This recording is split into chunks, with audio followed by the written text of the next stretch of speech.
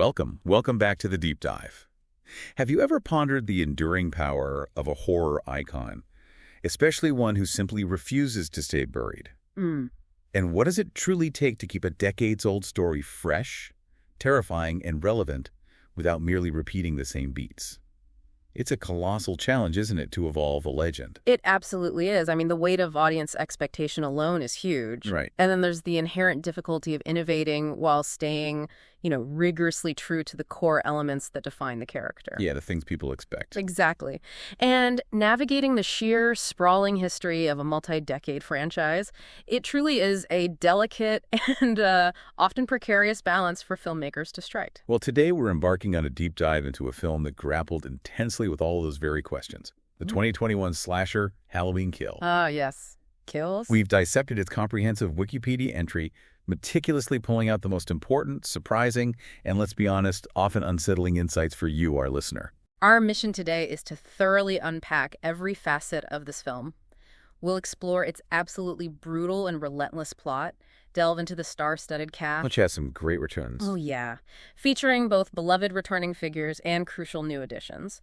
Trace its complex production journey from concept to screen, analyze its unique pandemic-era release strategy. That was a whole thing in itself. It really was. And, of course, dissect the wildly divisive critical and audience reception it received upon release.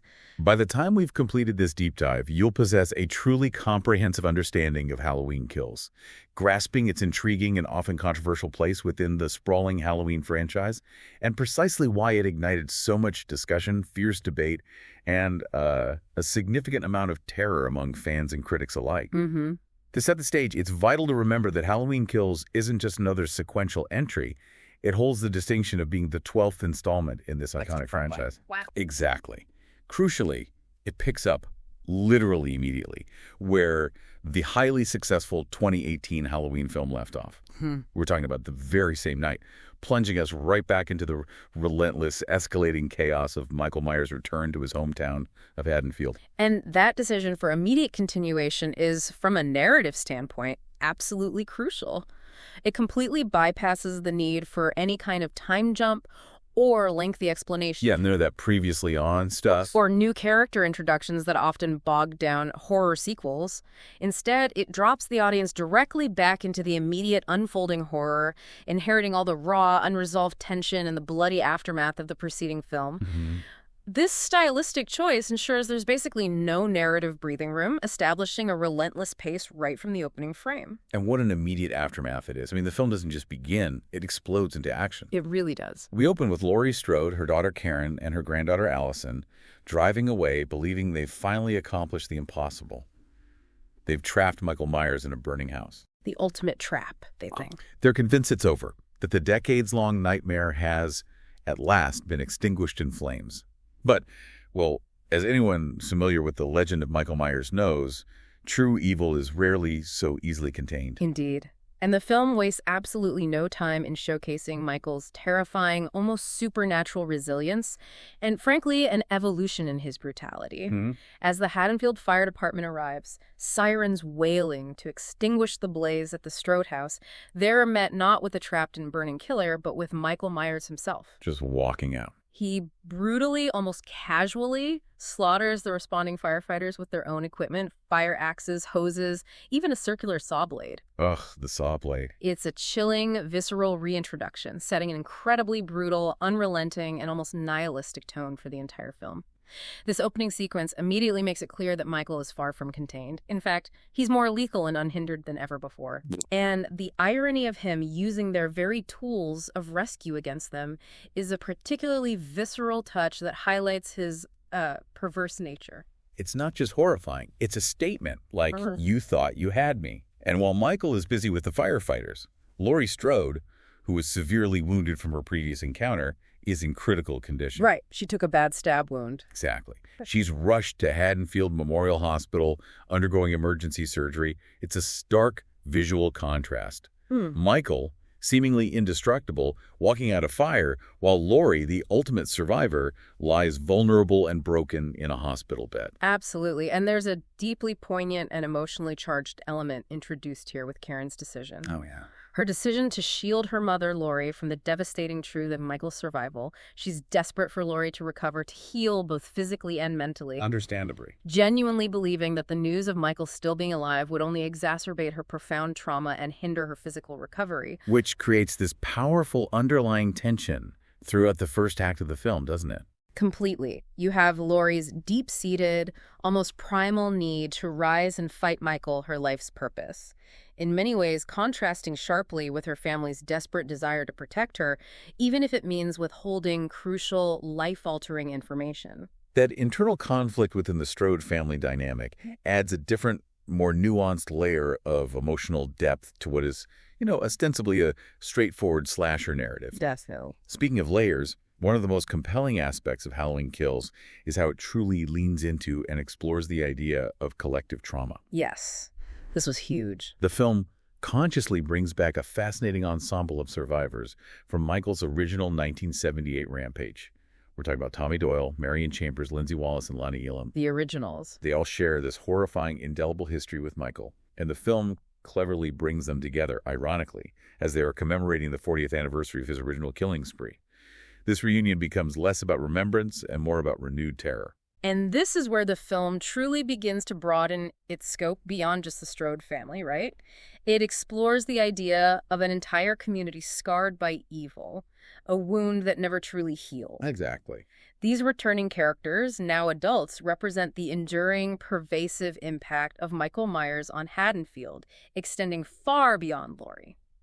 Their shared trauma fuels a collective memory, and it's a powerful narrative device to demonstrate that Michael's evil isn't confined to his immediate victims. It spreads like a contagion throughout generations, shaping the very identity of the town. That's a great way to put it. Plus, it allows the filmmakers to acknowledge and honor the franchise's extensive history, bringing back beloved original cast members, which is a powerful emotional draw for longtime fans who have invested decades in this lore. It's a brilliant way to say, this isn't just Lori's fight anymore, it's Hadenfield's. And among those returning figures, former rookie police officer Frank Hawkins has a particularly heavy and pivotal backstory that's revealed through flashbacks. Right, the 1978 stuff. Yeah.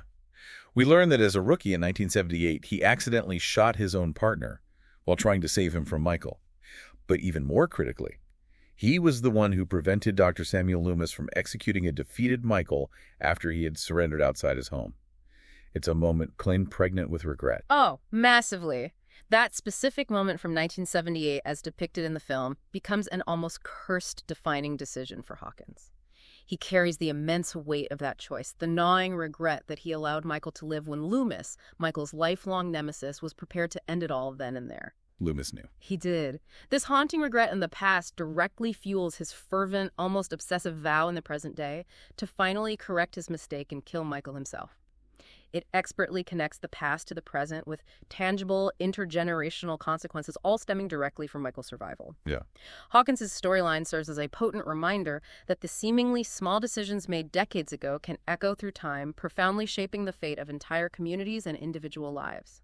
It shows the cumulative cost of Michael's existence. And it's this deep-seated fear, compounded by decades of trauma and simmering anger, that truly ignites the mob mentality we see in Hadenfield. Tommy Doyle. Anthony Michael Hall. Yes.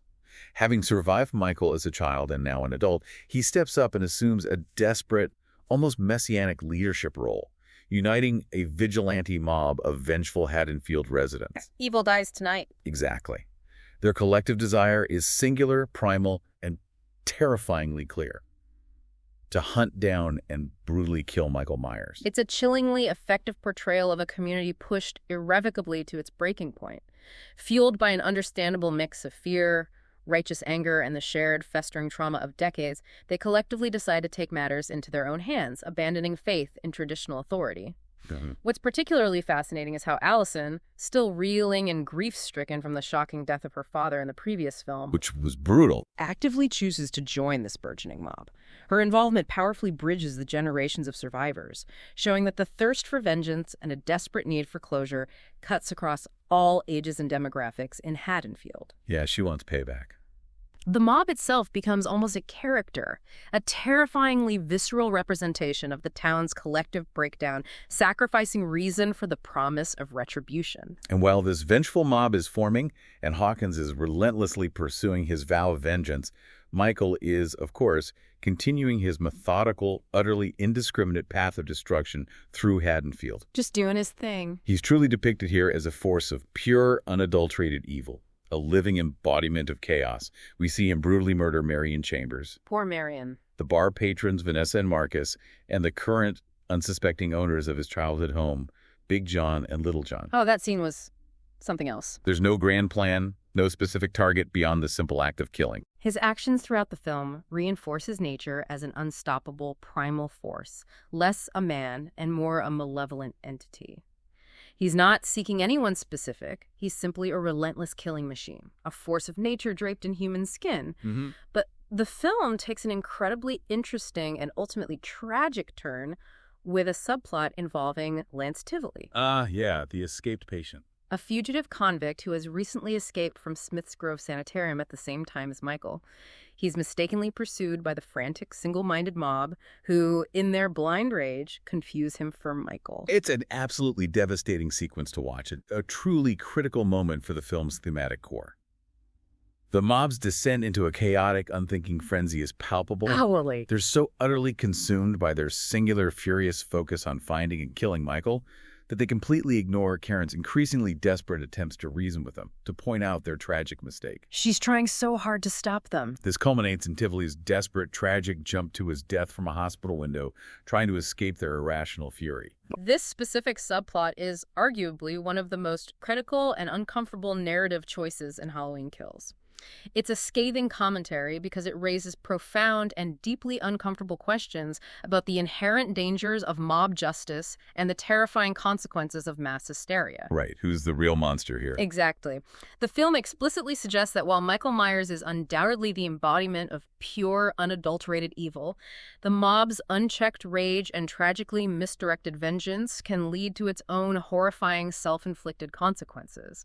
It blurs the lines between who the true monster is in that moment, presenting a stark contrast between methodical, singular evil and the chaotic, self-destructive nature of an unthinking, vengeful crowd.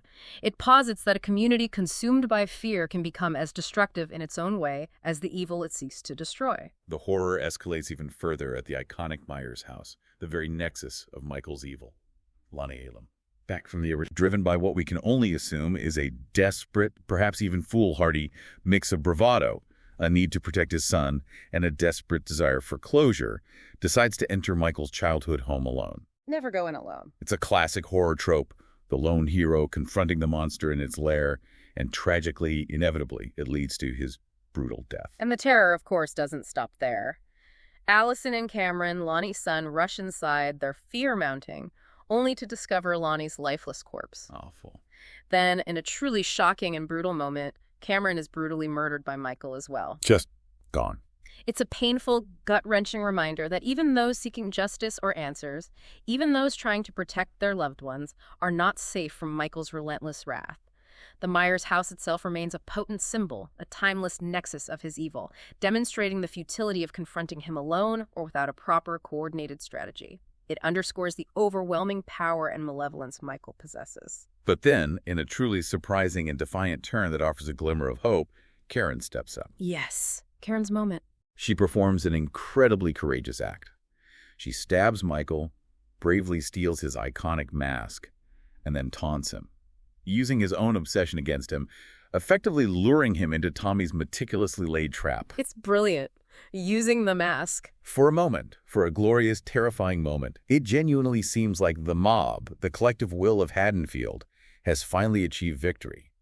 They drop their guard, a collective sigh of relief, truly believing Michael is dead, once and for all. And this is precisely where Halloween Kills delivers one of its most shocking, controversial, and utterly brutal sequences. Yeah, this is where it gets really dark. Just as the mob's guard drops, just as hope begins to bloom, Michael Myers reawakens with horrifying, almost supernatural speed and a renewed, devastating ferocity. He systematically massacres the entire vigilante mob, Everyone. including seemingly untouchable figures like Tommy Doyle and former Sheriff Lee Brackett.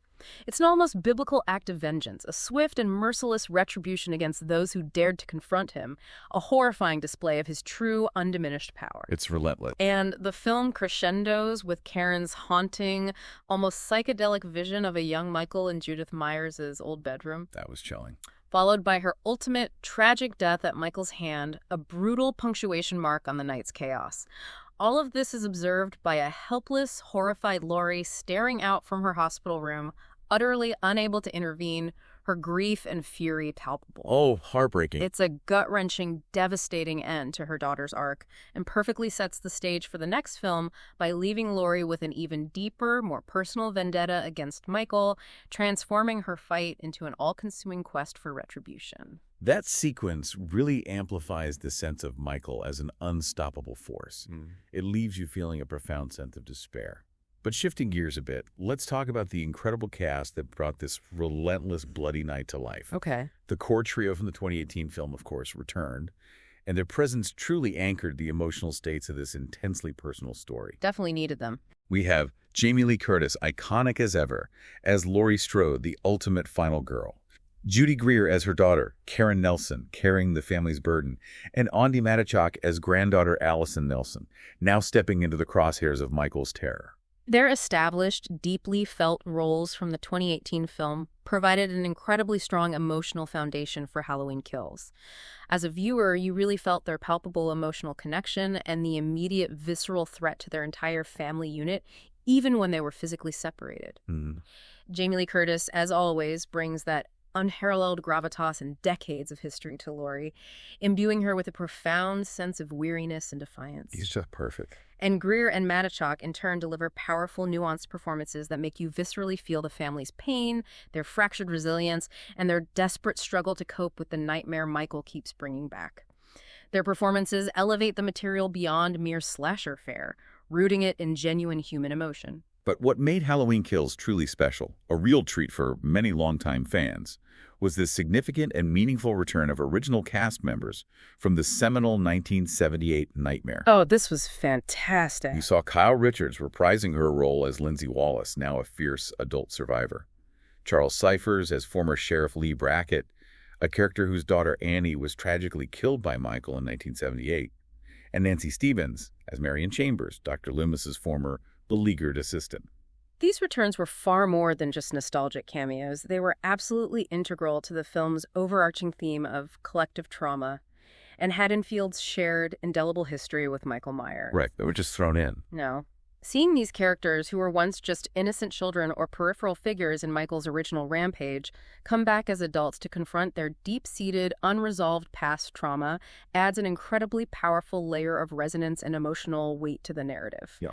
It emphasizes profoundly that Michael's impact wasn't confined to Laurie and Dr. Loomis. It spread like a cancer throughout the entire community, leaving deep, lasting scars.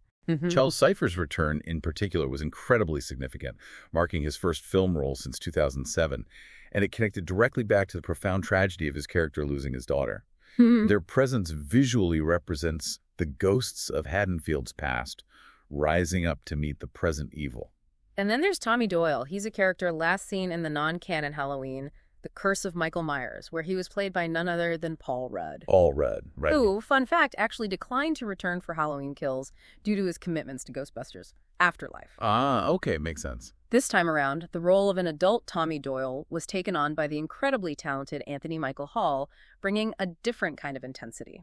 Hall's portrayal of Tommy Doyle is absolutely crucial to the film's exploration of mob mentality and the community's response to fear.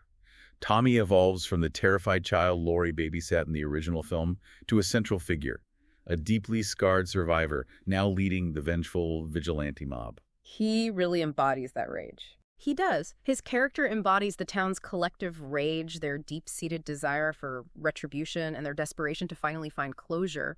His presence reinforces the film's compelling, albeit uncomfortable, exploration of what happens when a community, pushed beyond endurance, decides to take justice into its own hands, for better or for worse. And it was a brilliant touch to also bring back Robert Longstreet as Lonnie Elam, another character from the original film, now grown up and a friend to Tommy, as well as being Cameron's father. This further intertwines the fates of Hadenfield's survivors and their descendants, demonstrating the ripple effect of Michael's actions. But let's never forget the embodiment of evil himself, Michael Myers. He's primarily portrayed by James Jude Courtney, who truly nails that iconic, imposing, silent, terrifying presence. Courtney is fantastic. And in certain scenes, to the delight of die-hard fans, the legendary Nick Castle, the original shape from 1978, returned for specific key moments, which is just fantastic. Love that they did that. The continuity and nuanced portrayal in Michael's character are absolutely vital for maintaining his iconic, terrifying, and almost mythological presence throughout the film. The filmmakers were very deliberate in preserving that. You can tell. The film also delves deeper into Michael's enigmatic past through effective flashbacks, with Aaron Armstrong portraying a younger version of Michael in the 1978 Halloween night flashbacks, providing context to Hawkins' story. Right, seeing him get caught. And Christian Michael Pates appears as a haunting 6-year-old Michael in Karen's unsettling visions, attempting to add a fleeting, chilling layer to the origins of this enigmatic killer, even if it's more suggestion than explanation. And the commitment to continuity even extended to a character whose original actor, the late, great Donald Pleasance, has long passed away. Dr. Samuel Loomis. Ah, Loomis, how did they manage that? The film brought him back by casting the film's own construction foreman, Tom Jones Jr., and then painstakingly using prosthetic makeup to make him facially resemble Pleasance. Wow, no way. Yeah. His iconic voice was provided by Colin Mahan, reprising his vocal role from the 2018 film. That's a remarkable level of dedication to authenticity. That's truly a remarkable detail, showcasing the production's deep dedication to honoring the franchise's sprawling legacy. It's an incredibly clever and respectful way to maintain Loomis's crucial narrative presence and his profound historical connection to Michael, even without the original irreplaceable actor. It allowed for those essential flashback moments that explained Hawkins's regret and the pivotal, fateful events of 1978 that set the stage for Michael's continued reign of terror. It's a testament to how deeply the filmmakers wanted to weave the past, quite literally, into the present narrative, ensuring that Loomis's wisdom and warnings still echoed within the story. And just to round out this impressive cast, there are some other notable characters and even a few fun, almost blink-and-you-miss-it cameos that reward attentive viewers. Okay, like who? Jim Cummings plays Pete McCabe, Hawkins' partner, who, as we learned, Hawkins accidentally killed in 1978. We also have Scott MacArthur and Michael McDonald as Big John and Little John. Oh, those guys. The current, delightfully eccentric owners of Michael's childhood house, whose fate is, predictably, quite grim. Yeah, predictable but memorable. There's also the clever and economical use of archival footage, which is a great way to bring back characters without the need for recasting. Right. T.J. Souls appears as Linda Vanderklok and Nancy Kyes as Annie Brackett, both from the original 1978 film in those chilling flashback sequences. Keyes also appears in repurposed archival footage from the non-canon Halloween II, where Brackett discovers Annie's dead body, connecting these films through shared traumatic imagery. Oh, interesting detail. But perhaps one of the most intriguing and truly surprising behind-the-scenes details is a cameo by none other than Bob Odenkirk. Saul Goodman. Seriously. He appears in a photograph, which is identified as Bob Sims, one of Michael's 1978 victims. Apparently, the producers couldn't secure the likeness of the original actor, John Michael Graham, so they ingeniously used a real high school yearbook photograph of Odenkirk after realizing their remarkable resemblance. That's amazing. What a find. It's a truly fun, almost meta, behind-the-scenes nugget for dedicated fans who love uncovering these little Easter eggs. When you really consider a film as viscerally impactful as Halloween Kills, you have to appreciate the sheer amount of intricate work that goes into crafting such sustained carnage and terror. Oh, absolutely. It's not just about the on-screen frights, it's about the incredibly complex and often challenging production journey that brings it all to life. And the genesis of this particular trilogy, which became a cultural event, is a fascinating story in itself. It truly is. Initially, Danny McBride and David Gordon Green, the brilliant creative forces behind the critically acclaimed 2018 Halloween film and Kills, Great team. had an even bolder, more ambitious pitch to Universal. They wanted to shoot 2 films back-to-back, essentially creating one long, continuous narrative. Wow, okay. But they wisely, and with significant foresight, decided against it. They chose to wait and meticulously gauge how the 2018 film would be received by audiences and critics before committing to a sequel. A smart move. They genuinely didn't want to get ahead of themselves, fearing that if the first film flopped, they'd be stuck with another movie nobody wanted to see, leading to potentially massive financial losses. This cautious approach proved to be incredibly astute. And astute it was, considering the 2018 film was not just a success, but a massive runaway hit, reinvigorating the franchise. Huge hit. That immediate, overwhelming success propelled the development of a sequel at lightning speed. By October 2018, early development had already begun, and by February 2019, Scott Teems was officially hired to co-write the script alongside Green and McBride. It became clear to them, pretty quickly, that they had enough compelling material not just for two, but for a full, cohesive trilogy, which was a thrilling prospect for horror fans. Yeah, the idea of a trilogy was exciting. The official announcement confirming this ambitious plan came in July 2019. Halloween Kills was explicitly slated for release in October 2020, and the grand finale, Halloween Ends, for October 2021. Right, the original dates. However, as we all vividly remember, the global COVID-19 pandemic descended upon the world, throwing a massive, unprecedented wrench into those meticulously laid plans. Ugh, yeah. Ruined everything. This global health crisis forced a significant year-long shift in those eagerly anticipated release dates, pushing Kills to October 2021 and Ends to October 2022. This unforeseen delay would, as we'll see when we discuss its reception, significantly impact the film's eventual release strategy and its box office trajectory. It was a period of immense uncertainty for the entire film industry, and Halloween Kills was right in the middle of it. Filming itself was primarily centered in Wilmington, North Carolina, transforming various locations into the beleaguered town of Hadenfield. Not actually Illinois, then. Nope. The production involved all sorts of complex, challenging sequences designed to heighten the sense of chaos and dread, from realistic news reporter scenes capturing the town's panic to elaborate car wreck sequences and intense simulated gunfire. Lots going on. All meticulously choreographed to contribute to the pervasive, terrifying atmosphere of Hadenfield under siege by Michael Myers. It sounds like an incredibly demanding and physically taxing shoot, especially given the sheer number of action and stunt sequences required. And speaking of demanding, there's a fantastic, truly telling anecdote about Kyle Richards, who, as we discussed, reprised her role as Lindsay Wallace. Oh, yeah. She actually broke her nose during a particularly intense action sequence with Michael Myers, a testament to her commitment. But here's the truly remarkable part. She kept it a secret from the production for fear they would replace her with a stunt double. No way. Which she was determined to avoid to maintain the authenticity of her performance. That's an extraordinary level of dedication to the craft right there. Wow. That's hardcore. It speaks volumes about the commitment of the cast to deliver genuinely authentic, raw performances, even in the face of significant physical challenges and discomfort, pushing themselves for the sake of the film's impact. That's genuinely incredible. It highlights not just their toughness, but also the innovative spirit of the filmmaking team. For the final, absolutely chaotic and shockingly brutal confrontation where Michael massacres the mob, The big finale. they used what's described as a Lazy Susan-esque rotating stage. I can only imagine the logistical and choreographic challenges that presented. That's an incredibly creative and technically ingenious approach to choreographing such a large-scale, brutal, and dynamic sequence. It allows for incredibly fluid and dynamic camera movements, ensuring that the chaos feels organic, immersive, and truly overwhelming for the audience. Makes sense. This kind of technique enhances the visceral impact of Michael's rampage, making it feel less staged and more like a whirlwind of unstoppable violence. Despite their initial ambitious plans to film Halloween Kills and Halloween Ends back-to-back immediately after the success of the 2018 film, that ultimately didn't happen. The demanding nature and intense, complicated schedule of the Halloween Kills production itself proved to be so taxing that a sequential, immediate shoot for Halloween Ends just wasn't physically or logistically feasible. Just too much carnage to handle at once. Apparently so.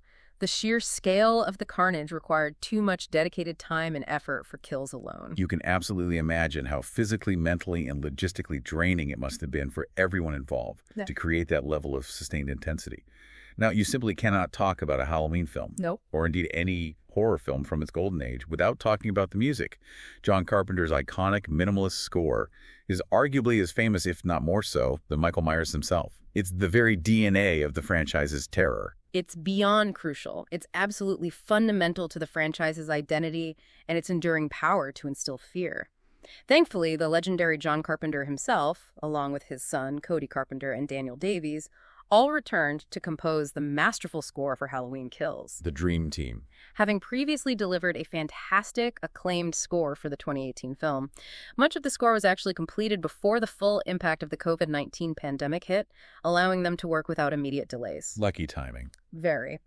The album was released digitally in October 2021, followed by physical releases on CD, vinyl, and even retro cassettes. Cassettes. Love it. It was led by 3 haunting singles, Unkillable, Rampage, and Michael's Legend, which all perfectly encapsulate the film's relentless, brutal tone. Interestingly, the Swedish rock band Ghost also released a powerful end-credit song, Hunter's Moon, though it wasn't included on the main soundtrack album. Oh yeah, I remember that song. The album itself wasn't just a fan favorite. It even debuted at number 9 on the Billboard Top Album Sales chart, which just underscores the enduring appeal, cultural impact, and commercial power of Carpenter's musical contributions to the horror genre. His score is as much a character as Michael himself. Absolutely. Can't imagine Halloween without it.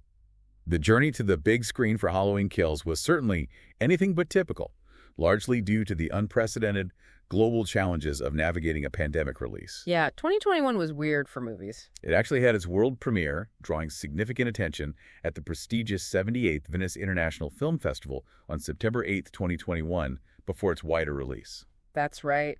While the original pre-pandemic plan was a standard theatrical release on October 16, 2020, the rampant spread of COVID-19 caused a significant, agonizing, year-long delay, pushing it to October 15, 2021. A full year. But then came the truly significant industry-shifting decision that profoundly changed its release footprint.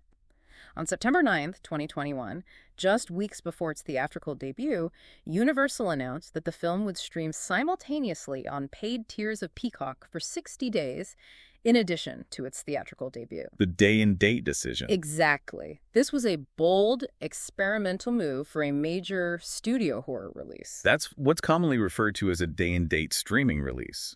For listeners who might not be as familiar with the intricacies of film distribution, could you quickly explain what that model entails?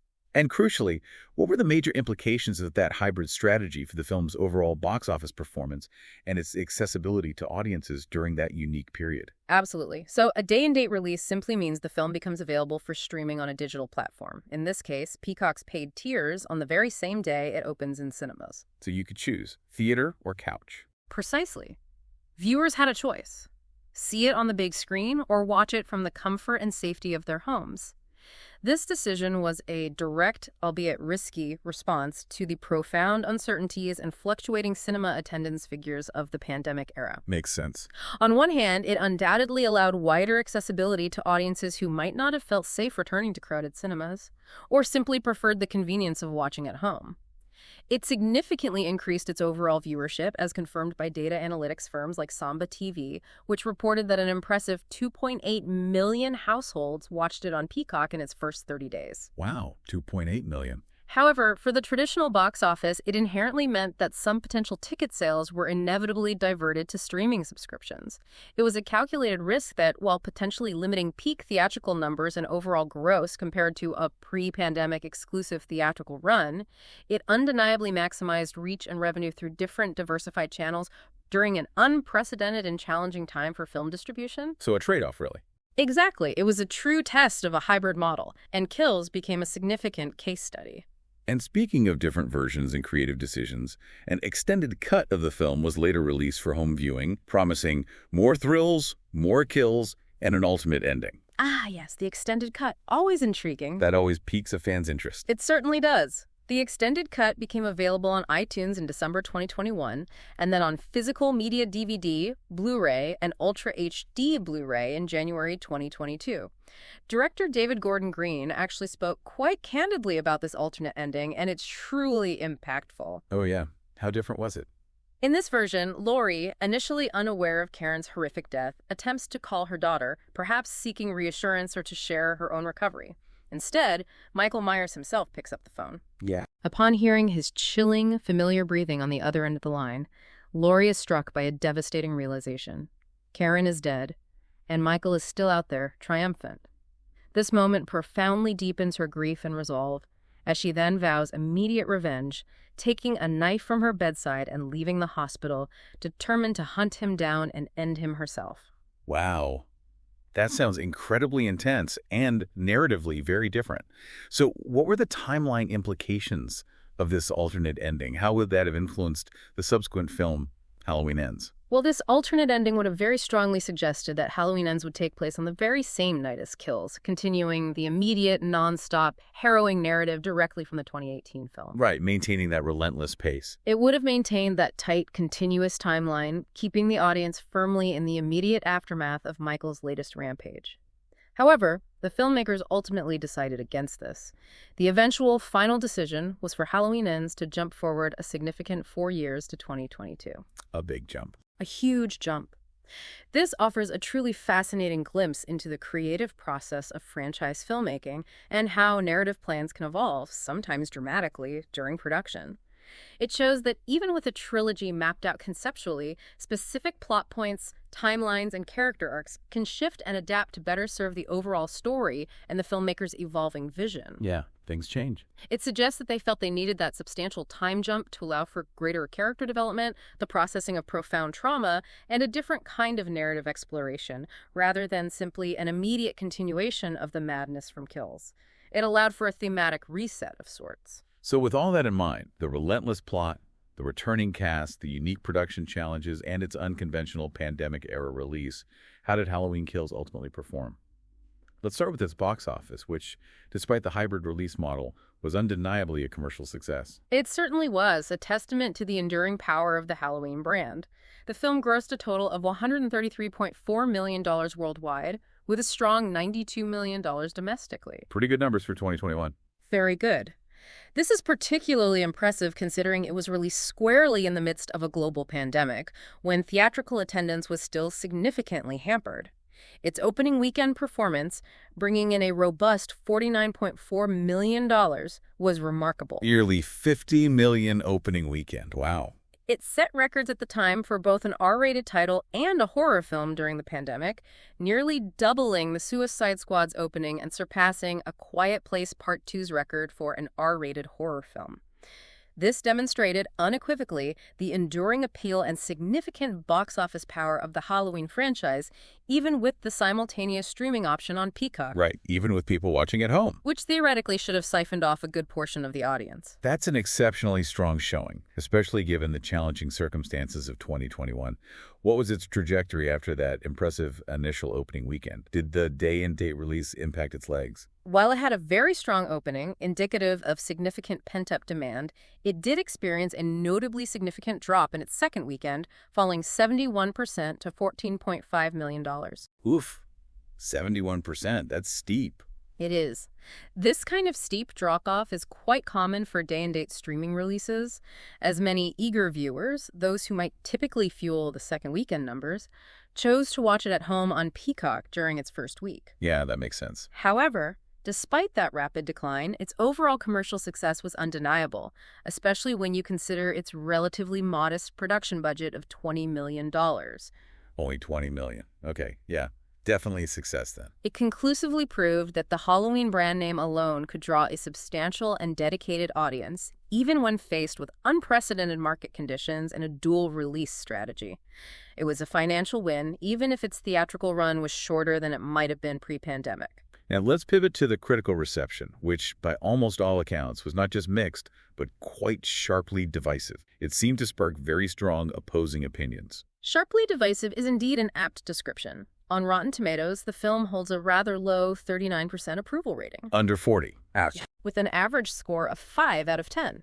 The critical consensus there stated it should satisfy fans in search of brute slasher thrills, but in terms of advancing the franchise, it's a bit less than the sum of its bloody parts. Kind of damning with faint praise there. Pretty much. Metacritic was even less forgiving, assigning it a weighted average score of 42 out of 100, indicating mixed or average reviews, which is often critical shorthand for disappointment. This clearly suggests a significant divergence in opinion compared to its highly acclaimed predecessor, the 2018 Halloween film, which was much more warmly received by critics. It highlights the challenge of satisfying different critical expectations. And how did that compare to the audience scores? Was there a noticeable disconnect between professional critics and the general movie-going public who bought tickets or subscribed to Peacock? There absolutely was, to a notable extent, and it offers an interesting insight into different viewing priorities. Audiences surveyed by CinemaScore on opening night gave the film an average grade of B on an A+ to F scale. B-. Okay, not terrible, but not great. Right. While this was lower than the B+ earned by the 2018 Halloween, it still indicates a generally positive, albeit not enthusiastic, response from those who paid to see it. Furthermore, those polled at PostTrack, a different survey that measures audience satisfaction, give it a 69% positive score, with 52% saying they would definitely recommend it. Okay, so audiences liked it better than critics, generally. It seems so. This suggests that while it wasn't universally beloved, a significant portion of the general audience, particularly the core horror fanbase, still enjoyed it. This often indicates differing expectations.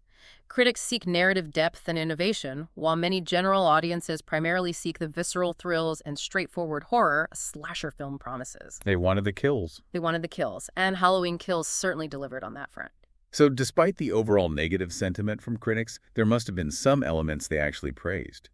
What did reviewers find to commend about Halloween Kills? Despite the pervasive negative sentiment in many reviews, critics did find specific elements to commend, suggesting a film with strong technical merits even if its narrative was flawed.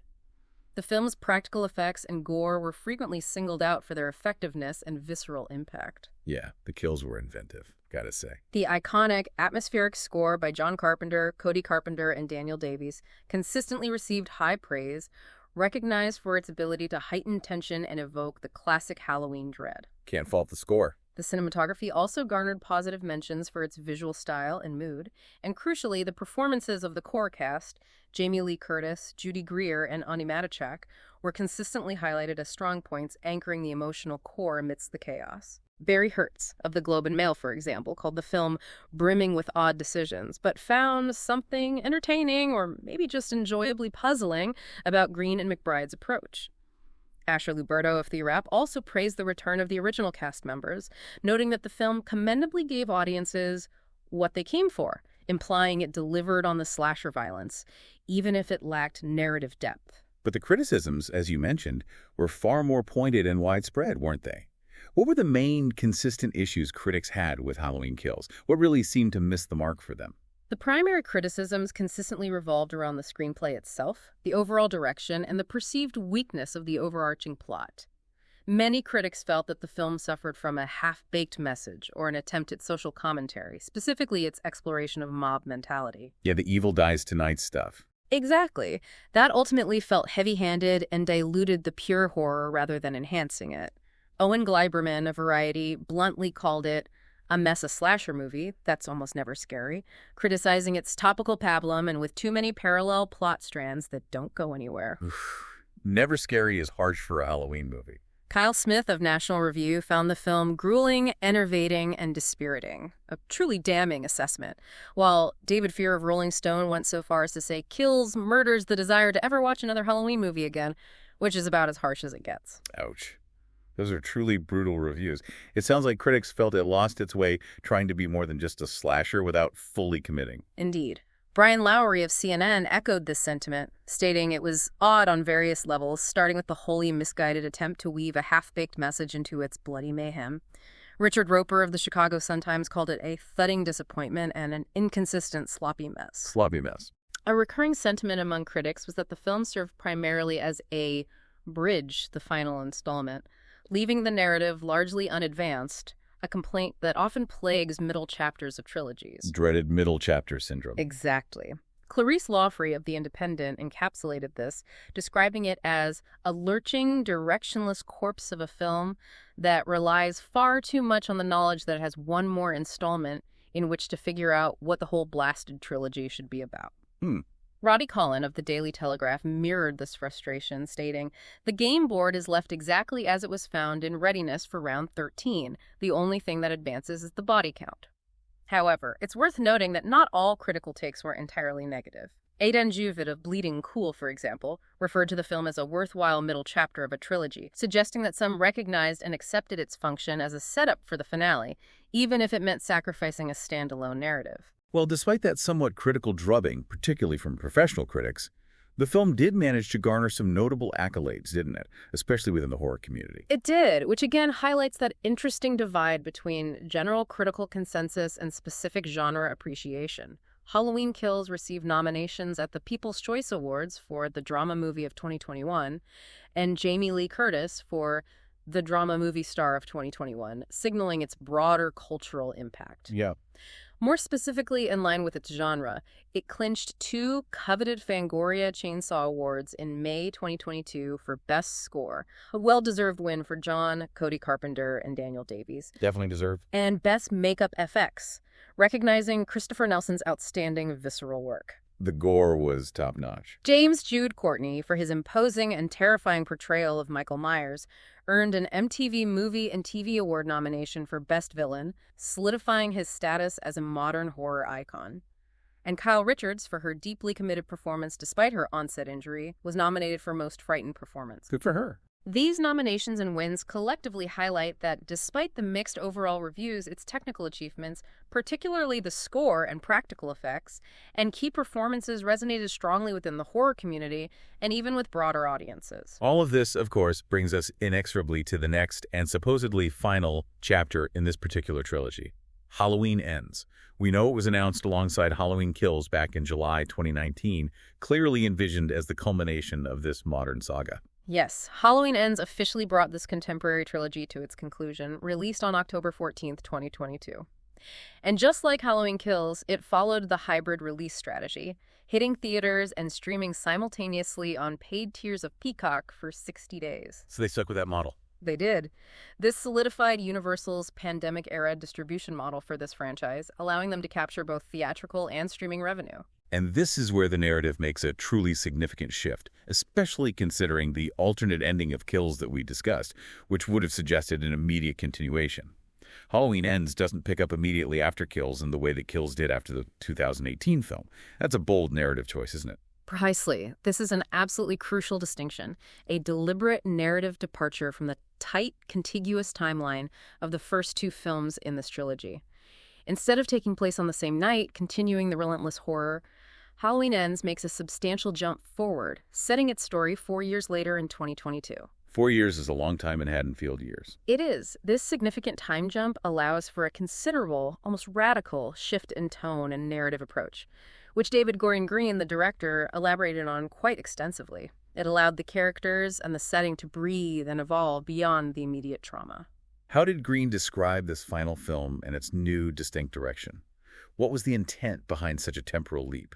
Green described Halloween Ends as moving into territory rarely seen in slasher finales. A coming-of-age story. Coming of age. Interesting. And notably, a more intimate movie.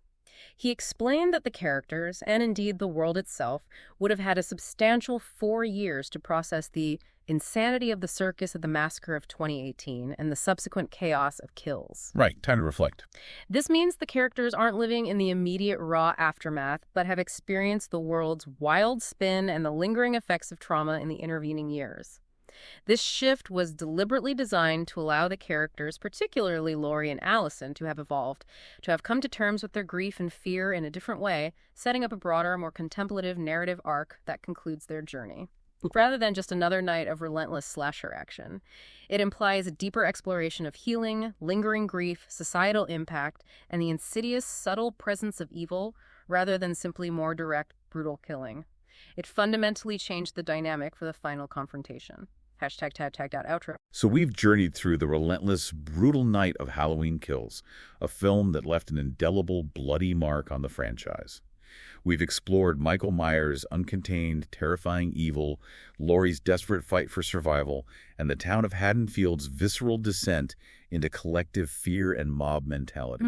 It was quite the ride. We've dissected its star-studded cast of new and returning faces, pulled back the curtain on its complex production challenges, and analyzed its unique pandemic-era release strategy that both delighted and divided audiences. And we've thoroughly dissected its fascinatingly polarized reception, where critics and audiences often found themselves on profoundly different pages.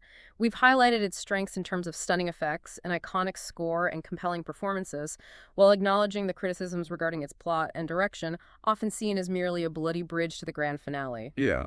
The film is a raw, visceral experience, and sometimes that's exactly what audiences are looking for. Now, as you reflect on this deep dive into Halloween Kills, consider this. After witnessing the sheer, unbridled, and seemingly unkillable evil of Michael Myers, and the Hadenfield community's desperate, often misguided, and ultimately self-destructive response, what does it truly mean to defeat a force of pure, primal evil? Good question. Is it something that can ever be truly extinguished?